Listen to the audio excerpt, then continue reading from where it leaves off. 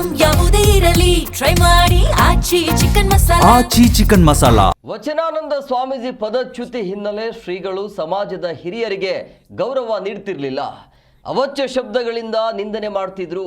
ಸ್ವಾಮೀಜಿಗಳಿಗೆ ಈ ಹಿಂದೆ ಗಡುವು ಕೂಡ ನಾವು ನೀಡಿದ್ವಿ.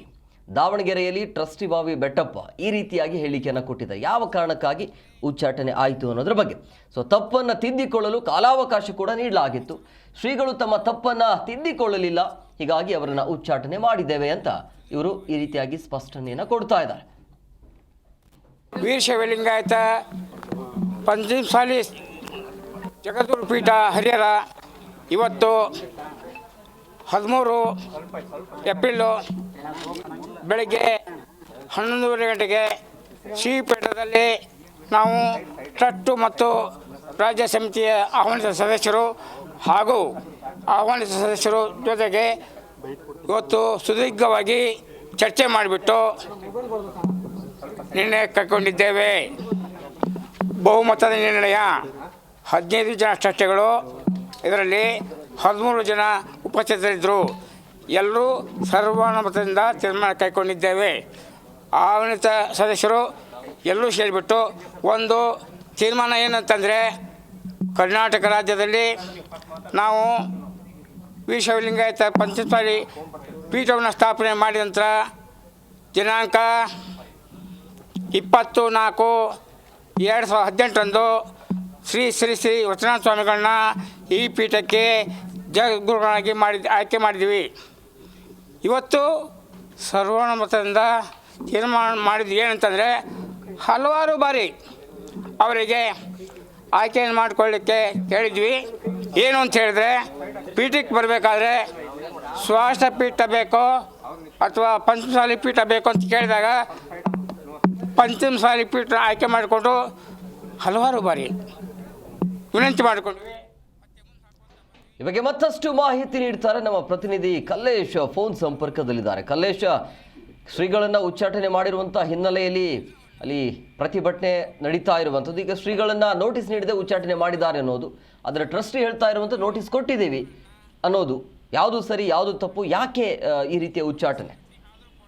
ಹೇಮಂತ್ ಕುಮಾರ್, ಏನಂದ್ರೆ ಈ ಒಂದು ಪಂಚಮಸಾಲಿ ಪೀಠದಲ್ಲಿ ಸ್ವಾಮೀಜಿಗಳು ಮತ್ತು ಭಕ್ತರು ಮತ್ತು ಧರ್ಮದರ್ಶಿ ಟ್ರಸ್ಟ್ ಏನಿದೆ, ಈ ನಡುವೆ ಕಳೆದ 3 ತಿಂಗಳಿಂದನೂ ಸಹ ಒಂದು ರೀತಿಯಾಗಿ ಭಿನ್ನಾಭಿಪ್ರಾಯಗಳಿತ್ತು.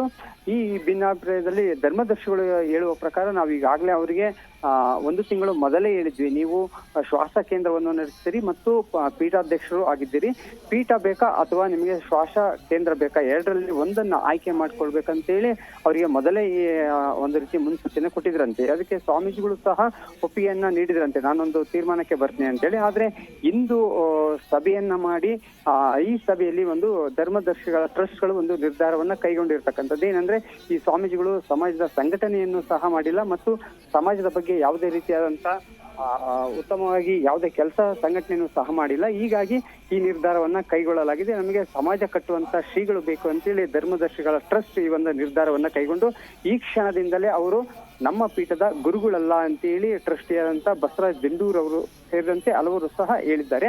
ಆದ್ರೆ ಇದಕ್ಕೆ ಶ್ರೀಗಳು ಮತ್ತು ಭಕ್ತರು ಪ್ರತಿಕ್ರಿಯೆ ನೀಡುವುದೇನೆಂದ್ರೆ, ಇವರು ಮಠದಲ್ಲಿ ಸಾಕಷ್ಟು ಕೋಟ್ಯಾಂತರ ರೂಪಾಯಿ ಭ್ರಷ್ಟಾಚಾರವನ್ನ ಮಾಡಿದ್ದು, ಇದನ್ನ ಒಂದು ಮುಚ್ಚಿ ಹಾಕಲು ಸ್ವಾಮೀಜಿ ಅವರನ್ನ ಒಂದು ಪೀಠದಿಂದ ಪದಚ್ಯುತಿ ಮಾಡಲಾಗಿದೆ ಅಂತೇಳಿ ಆರೋಪ ಮಾಡ್ತಿದ್ದಾರೆ.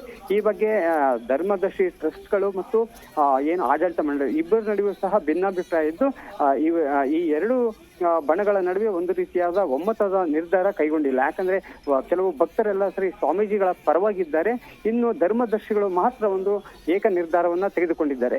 ಈ ಮೊದಲು ಇವತ್ತಿನ ಒಂದು ಸಭೆ ಕುರಿತಂತೆ ನಮಗೆ ಯಾವುದೇ ರೀತಿಯ ಒಂದು ನೋಟಿಸ್ ಆಗಲಿ, ನಮಗೆ ಈ ಒಂದು ಕಾರ್ಯಕ್ರಮಕ್ಕೆ ಆಹ್ವಾನವನ್ನು ಸಹ ನೀಡಿಲ್ಲ ಅಂತ ಸ್ವಾಮೀಜಿಗಳು ಸಹ ಹೇಳ್ತಾರೆ.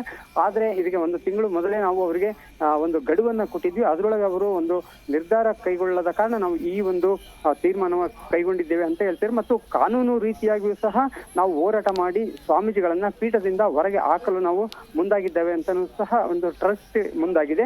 ಬಟ್ ಸ್ವಾಮೀಜಿಗಳು ಮತ್ತು ಭಕ್ತರು ಹೇಳೋ ಪ್ರಕಾರ ಇದು ಸಮಾಜದ ಮುಂದೆ ಒಂದು ಲೆಕ್ಕವನ್ನ ಕೊಡಬೇಕು ಟ್ರಸ್ಟ್ಗಳು. ಅವರು ಒಂದು ಅವ್ಯವಹಾರವನ್ನ ಮಾಡಿ ಸ್ವಾಮೀಜಿಗಳನ್ನ ದೂರಣೆ ಮಾಡ್ತಿದ್ದಾರೆ ಅಂತೇಳಿ ಒಂದು ಆರೋಪ ಮಾಡ್ತಿದ್ದಾರೆ. ಇವೆರಡರಲ್ಲೂ ಸಹ ಕಾನೂನು ಹೋರಾಟ ಮಾಡ್ತೀವಿ ಅಂತಾನೂ ಸಹ ಹೇಳಲಾಗ್ತಿದೆ. ಉಭಯ ಆಡಳಿತ ಮಂಡಳಿ ಮತ್ತು ಧರ್ಮದರ್ಶಿಗಳ ಟ್ರಸ್ಟ್ ಈ ಎರಡೂ ಸಹ ಮುಂದಿನ ನಡೆ ಏನೆಂಬುದು ನಾಳೆ ಒಂದು ನಿರ್ಧಾರ ಆಗಲಿದೆ. ಮತ್ತು ಸ್ವಾಮೀಜಿ ಸಹ ತಮ್ಮ ಬೆಂಬಲಿಗರು ಮತ್ತು ಭಕ್ತರ ಒಂದು ಸಭೆ ನಡೆಸುವ ಒಂದು ಸಾಧ್ಯತೆ ಇದೆ.